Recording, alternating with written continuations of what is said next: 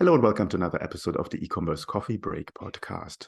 Today we want to dive into artificial intelligence, AI. How can it help you as a merchant with your day-to-day business? Now, as a merchant, you have pretty much the same questions coming up all the time. So you want to find out how to optimize traffic, customer acquisition, increase conversion rates, maximize customer lifetime value, retention, increase average order value, win back lost customers. All of these questions go through your mind if you're running a business. And there is a solution, or there are solutions out there that will help you with that. And as an expert on this topic, I have Veda Konduru with me. She's the CEO and founder of VectorSign.com. Prior to her entrepreneurial journey, she has been over a decade plus of experience in the corporate US as a technology architect, as a programmer, as a business analyst. And with her academic strengths in stats, in maths, data science, and programming, coupled with her professional experience in the business functional areas of demand planning, forecasting, inventory management, and so on, she has started her venture into the AI space. There she excels with tech product innovation, vision and strategy, product architecture and solution blueprints, and data science methodology. So she has a vast background when it comes to doing all these calculations on find out how to make your business better. And we want to dive right into it. How are you today, Veda? Wonderful. I'm doing well. Thank you so much, Klaus. Thanks for having me on your show today. Good to have you on the show. Kind introduction. Thank you. Let's dive right into it. So talking about artificial intelligence helping you to make your business better and to basically have a tool that helps you answering all these questions that you have when it comes to marketing, to acquisition, to retention. Give me a bit of an overview how you see the best entry to deal with all these different topics. No, wonderful. So Klaus, there is a very powerful connection between the relationship between acquisition and retention. In today's topic, I would like to expand more tuned on the customer retention and why customer understanding is important. But then quickly looking at the equation of the acquisition and retention, many research studies have shown that increasing even 5% of customer retention can increase your profitability anywhere between 25 to 125%. It's startling. Bain & Company has done this research. And the corollary to that is it takes 5x, fivefold, 5 times more costs when you have to acquire a new customer. So all the more reasons why it is important to, and it is the most sought after aspect in any customer-centric e-commerce business to go after customer retention. So I would like to talk, it's more of an iceberg when you think about it. We look at customer retention as, are we getting sales? The profitability growth, the leaders at the top, board leaders, board members and leaders, they're predominantly interested in the overarching scorecards. But then the makeup of that is a huge story. There are a lot of cogs in the machine that come together for customer retention specifically. And every e-commerce can benefit from this. They don't have to lag behind. They don't have to do the guesswork in targeting. It doesn't have to be a rocket science, or it's not a far-fetched story. But my story today, or the perspective that I want to bring to your audience today, is about why customer understanding is at the bedrock of bringing the best transformative customer retention results. So as I use this analogy, beneath the iceberg of customer retention lies customer understanding. So the tip of the iceberg, as we talked about, are the revenue profitability, if we conceive that. So let's break down that iceberg or the keywords here. We talked about why customer retention is important and how it plays a role in the equation of acquisition to retention. So what is customer understanding, right? So in a loosely defined term, I could say it's the ability to understand the entire customer base by various criteria-based segments. Yeah, it looks a little bit techy, but let's explore, let's break it down. Ability to understand the entire customer base, no matter how big it is, 1 million customers, 2 million or 10 million, doesn't matter. It's not the scale of how many customers that makes it unwieldy. It's just the mindset of not applying the right tools here. So how do we understand all of them, right? And what do we mean by understanding? There's no one set of definition or a package that you get it and say, I got all the customer understanding. It's ever evolving. And how do we define it? So I use the word segments, right? Criteria-based segments. I will go into expanding that in a short while. But segments, right? Let's talk about segments. So, excuse me. Segments, it's a very common definition, right? So a set of customers collected in one place who bear the same common characteristics by the parameters of your choice. Like you say, whoever lives in this region, it becomes a segment. So that's a very simplistic view of what segment is. But then here we are talking about a more intrusive one, a more deeper one, which is also the collection of facts and qualitative attributes at every individual level. So here I'm bringing the concept that while segment is what we care about at a rolled up level, we are going slowly deeper into the iceberg now. So what makes up a segment? It's a collection of customers now of the characteristics. But we need to build the characteristics of at every individual level. We need to collect them. But these are not the shallow or the superficial ones like recency, frequency, monetary value, or the total spend, or what product they purchased, when did they purchase last. These are very, very superficial, and they cut very narrowly to your understanding. So the understanding that we're talking about is quite significant and powerful and enlightening in a way, because as we go down, we can understand customers about their interests, motivations, behaviors. We keep hearing these keywords all over the place. This is not the first time. But what do we actually mean by that, right? So whenever there is a communication, digital communication happens, it's a signal happens, it's a communication, it's a virtual communication between the customer and your brand. So the interest could be product. What products interest them? What is the most purchased product category, right? What is the least purchased product one? You can do something about it if you know, or if you ask the question correctly to what matters to your business and the policies, right?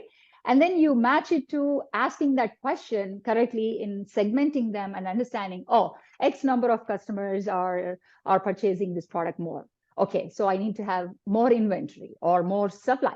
So it relegates itself into a very good virtuous cycle of asking right questions, and it goes into the continuum of the entire business operations, not limited to this, right? Yeah. Let me ask you there. Where do you start your journey with your questions?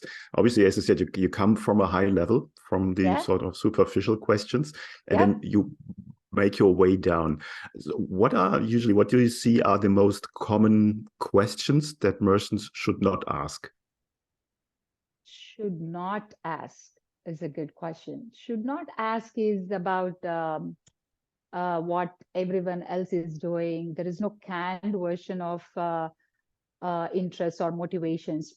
So there is a let me say what they can ask, like what should interest them. If I run a promotion, for example, is it leading to a sale, right? So when you make some promotional offers, it does some sales. But then it is about understanding a customer segment.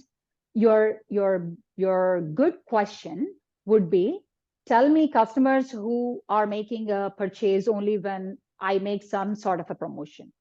Or, and then tell me who are not making a sale even with the promotion, and tell me who are those who do not care about that, and then they purchase at a regular price. Now, these are the questions you could ask, but then what they should not ask is what is not aligned to their marketing efforts. Because many a times I see that marketing design or the campaign of it has its own rhythm and has its own path, while the segment has its own, it just it's an afterthought. It just patched up at the very end, and of course the results won't show up, because there has got to be a continuum of, okay, I need to build this marketing campaign. I have a new product introduction.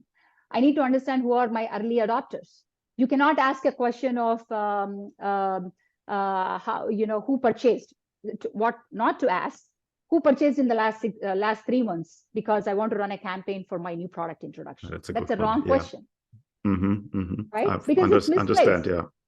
Absolutely. Yeah. Makes total sense. And I think that's one of the very common segments that you see in a lot of tools. And sometimes they are also like pre-filled in some tools, is like the last 90 days. And I was wondering, is like, yeah, what does that actually tell me? I mean, yes, they bought, but I don't know the reason why they bought or why they were specific or what was the trigger for that. So I totally understand that. Makes total sense. I will expand on what you exactly said. So when you do a rule base like that, the danger to that is the customers are not one monolithic group, right? Customers as a broad buyer persona, they flock to a certain brand, as you know, they bear certain common characteristics and they become your customers. But very soon they are unique in their buying journey of what product they have affinity to, right? What experience made them stick longer than the others, or it is tied to their life journey, right? Life has moved on. They moved to a different house, and now the products, you know, some of the products that they needed earlier, they no longer need, or they need more. Special occasions, birthdays, anniversaries. That alignment is not telling the 90-day rule of, you know, what they purchase, Exactly. right? It's because they have their own story and their journey in life, and their buying journey is reflected in their purchases when they are coming and honing and clicking and opening and making a sale. We are not robots. So we have to tune dynamically to their story. That's what the understanding is about, rather than I have this campaign to run. Let's get, you know, some combination of customers. Just let's find some customers' IDs in the system and just, you know, send it out and just feel good about ourselves that we did some campaign, because it's not going to get results. Yeah, very good point. I think a lot of marketers unfortunately work in that field. It's like I need to produce some results there. And I think highlighting really the customer understanding is important. Now, AI comes in when it comes to the pure volume of data that is coming in and then still understand what's happening. So how do you help with that? So the beauty of technology, how it comes is it's an ally, it's a complementary thing that meets the mind of the leaders. So someone has conceived an idea that, hey, for every marketing campaign, I want to do a personalized campaign that goes to the right targeted ones. So with the technology that we have at VectorSign, or the technology at large, the power is in creating that individual story. Ask n number of attributes, how many ever you want to create. Like, are they likely to repurchase in the next 30 days? What product are they going to, what cross product are they going to purchase? What is that longevity? How long are they going to, because is there a need, if likely to churn score, for example, if you know, you can do something about running a promotion for them, because historically, if they had a favorite product, then you can give a clearance to that and create a segment of it.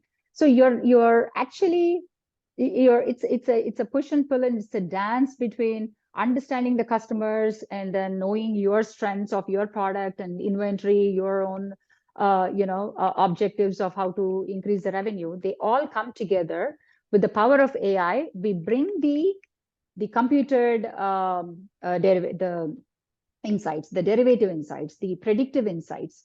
And these insights, when I call insights, let's synonymously use for the attributes I said, right? So let's say there are 50 different things I can produce with the AI technology. I do a mutually exclusive signal saying that this particular customer A has this engagement index. He's been declining in the engagement in terms of clicking my campaign. But he's he made like $500 in his lifetime, 10 purchases. But now his motivations, whenever there is a clearance, he'll buy. And this is the product XYZ that he's interested in. But very interestingly, he also purchased product N lately. So you suddenly, when you have a story of these 50 attributes, for instance, right, for simplicity's sake, imagine yourself in your mind a sort of a grid with all the millions of customers and all the attributes mapped out with their values. Now you are enormously powerful and equipped to build micro segmentation of your choice. So the marketing executive come and ask, okay, here are the things that I want to understand. Who are the customers who did XYZ? Okay, now it's not a thing that you go and build a report and cook right from the scratch. You have everything there. They go powerfully, and then they build. You run a query against all that meet the criteria, and then here your micro segment. The power of segment of one also comes from peer clause, right? So what we do is understand every customer by their strokes of these individual insights. That includes predictive, derivative, computed, the superficial ones, the deeper ones that tell a story. Now you have the power. It's like a potential. Now it becomes a dynamic energy. It becomes a dynamic power when the marketing executive says, here is a marketing campaign I want to run, and give me the segments XYZ. Or we can match to personalized campaign saying, hey, you're running an NPI campaign for this product, and these are the related products that really performed well when you released a product within the 3 months. This is the customers. Now, there is a lot of nuance class. What we do is level one, understand the customers with that deeper story that I told. Bring the customer segments of your choice as you want, dynamic customer segmentation for personalized marketing. Number three, you can tell a story for every single persona, like for every single campaign, right? So you can make it more powerful. Hey, so you can ultimately it has to lead to strong customer relationships, to instill a sense of loyalty, to evoke the emotion. So, for example, Myers, when they send this handpicked for you, it just despite me being the technology person and know what happens, it feels magical when you can connect to what is offered in the coupon book, right? Because it tells me that the brand cares about it, the retailer cares about me. Excuse me. They know what I purchase. They know what I don't purchase. It tells a story. It's as if like a friend, millions of customers. But it's technology. With the technology, it's possible, and that's exactly what we do. What Amazon does. Customers who have purchased X also purchased Y. That's a product market basket analysis. So we do that as well. Did I answer? Absolutely. Yeah, makes perfect sense. Yeah, absolutely. I think the word understanding for our listeners is coming from two sides. You as a merchant understand your customer better, but your customer gets the feeling that you understand them. And I think that's the most important thing, is that they feel cared about, understood, and that brings a very close, or builds up a much closer connection between a customer, a client, and a merchant, or someone who sells online. Now, tell me, at VectorSign, obviously with the solution you have, is how does the implementation work? For instance, if you're a Shopify merchant, how do I get the data in, and how does it look in my day-to-day work as a marketer? No, great question. So for VectorSign's use case, we do cross-sell, upsell scores, predictive scores, the segmentation by choice, right? The power of segmentation. So the attributes that we can publish, these are all the various details available at every customer, so they can pick and choose and create dynamic segments. But we also have the canned, strategically profiled insights that we deliver by dashboard. So that's on the delivery side. So coming to what data is needed, it's there is a unique thing that we do, which is combining the purchase history from the ERP or the Shopify store with the marketing campaigns that they run using Zendesk or any other Klaviyo, MailChimp, or any other software that they have. Zendesk is for customer service. So it's what we do is also as part of that. So one, we take that data, we ingest that historical sales data via APIs, historical orders and the customer address book, or the customers who are your customers. We don't need the PII at all. We just need the IDs about the customers is fine, and maybe the regions if there is an element of region as a criteria. And then the campaigns. So what we do specifically in our software is combine them, overlay them as a chronology to tell a story and bring you insights about, you send 4 campaigns and the 4th one turned into a sale, and then you did not send any, but the sale happened in this case. But in the other case, you send 10, but they did not return any sales. So there is a chronology, and then we build on the technology side, we talk everything in terms of scoring because it's continuous as opposed to discrete.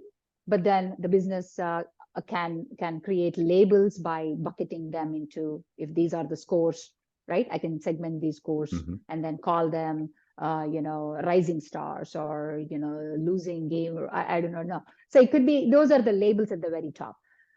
So how it works for our software is it's not 100% SaaS at the moment. It is for enterprise e-commerce merchants. So anyone with a decent history.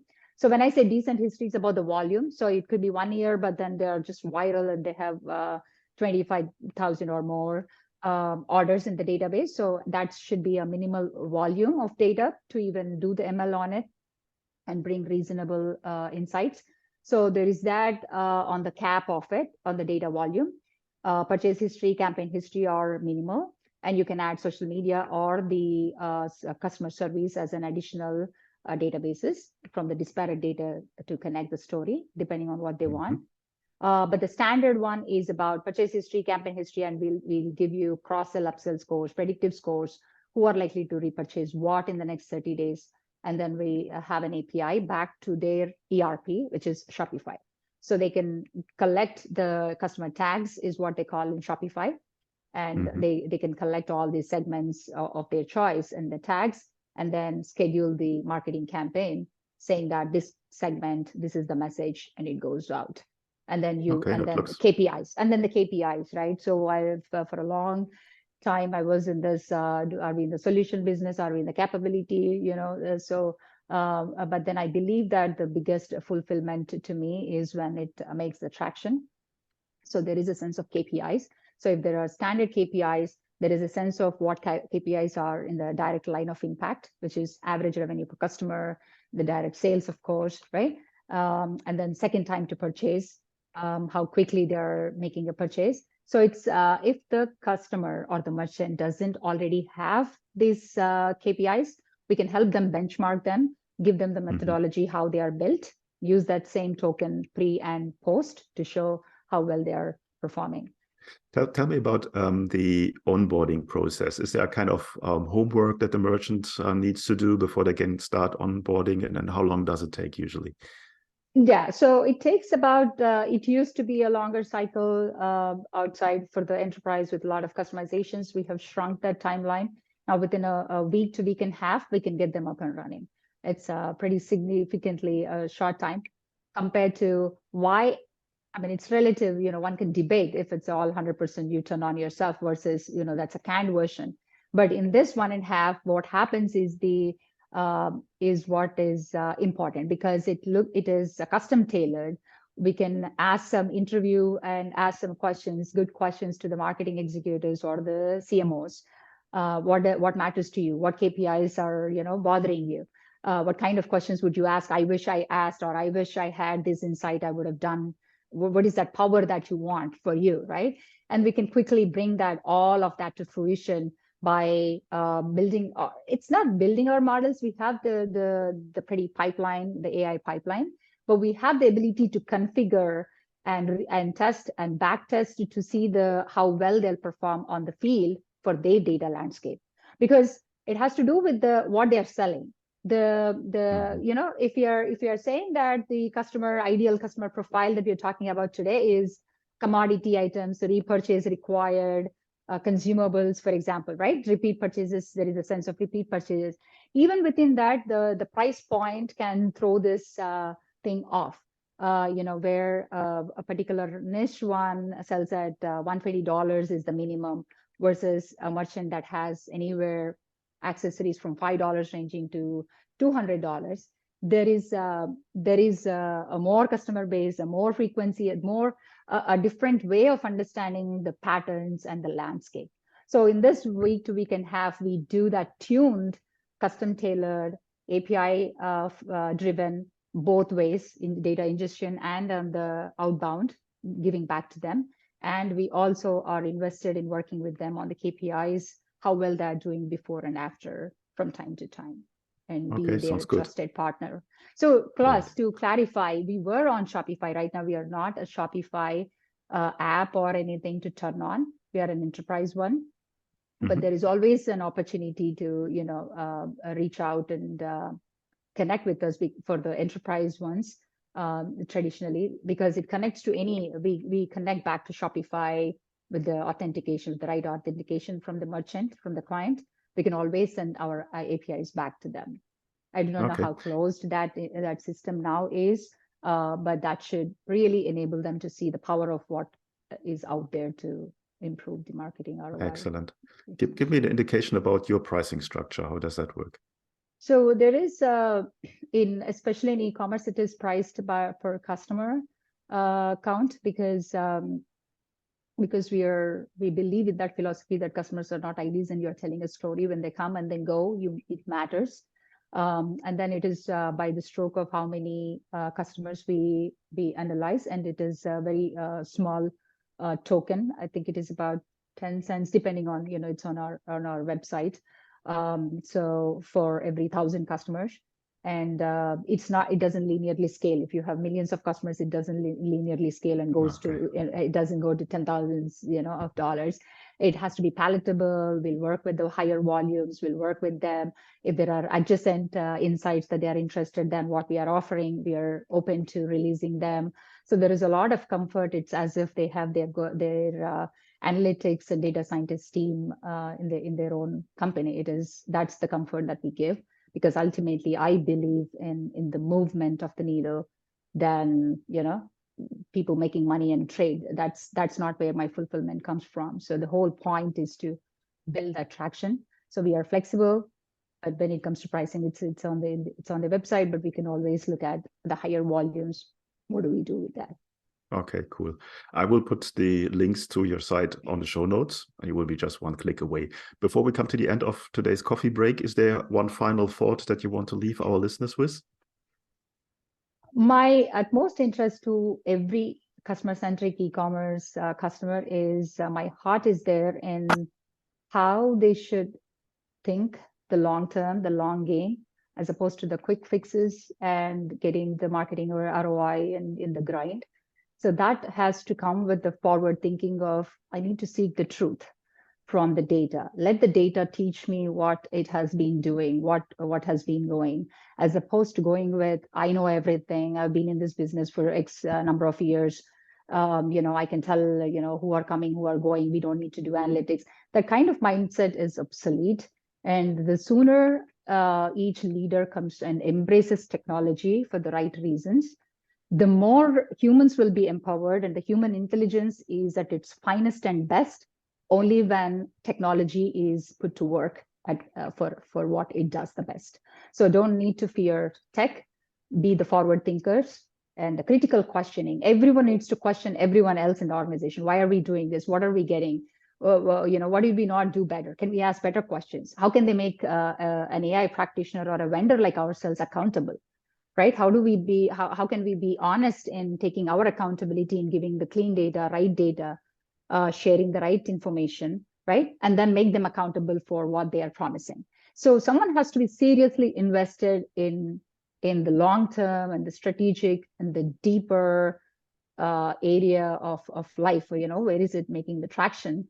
Because every day day comes and goes, and superficially, if we do it and shallow, life comes and goes, but the traction happens when we just touch it a little bit deeper, cut it deeper. Yeah, very true words. I think just following your gut feeling is not always the best advice. There is a connection, class. There is a connection, right? Take that. Don't discount your gut because it's powerful, but don't run with it, right? Don't execute on it directly. There is a methodical approach. There is a method to question that. Treat that as a hypothesis, right? If I have a gut statement, then take that as a hypothesis. Don't get too attached and in love with it so much that you cannot detach, right? You have to be in the mindset of that curious mind that says, oh, I had this hypothesis. Oh, it failed. Oh my gosh. You should be able to laugh at it, right? And then say that, oh, this is what I've been thinking for years. Oh, this is not the case. Okay, now I understand why things have changed. I appreciate the, what has changed, why has changed. Now you take on, and then you become more powerful with the different strategy. It may lead to a different policy. It may lead to a different product making using your own strengths. Who knows? But Exactly. you're limiting your potential if you're not asking the right questions. And a gut has to be a hypothesis and an experimentation. It has to follow the methodical approach using the technology, asking right questions, and it has to come to a fruition for the results are the best proof in the pudding. Yeah, let the data guide you and you will have the right outcome. Veda, Absolutely. thanks so much for your time today. It was great to look into what you can do with AI and how it helps you in your business to find the right points to make the right decisions. Thanks so much for your time. Thanks for having me, Klaus. It was a pleasure speaking with you today. Thank you so much, audience. Bye-bye.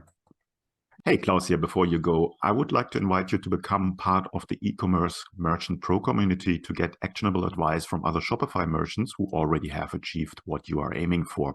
Our community is a safe place to actively grow your online retail business with the support of the most amazing and helpful group of e-commerce entrepreneurs behind you. Running a Shopify business is tough. Don't do it alone.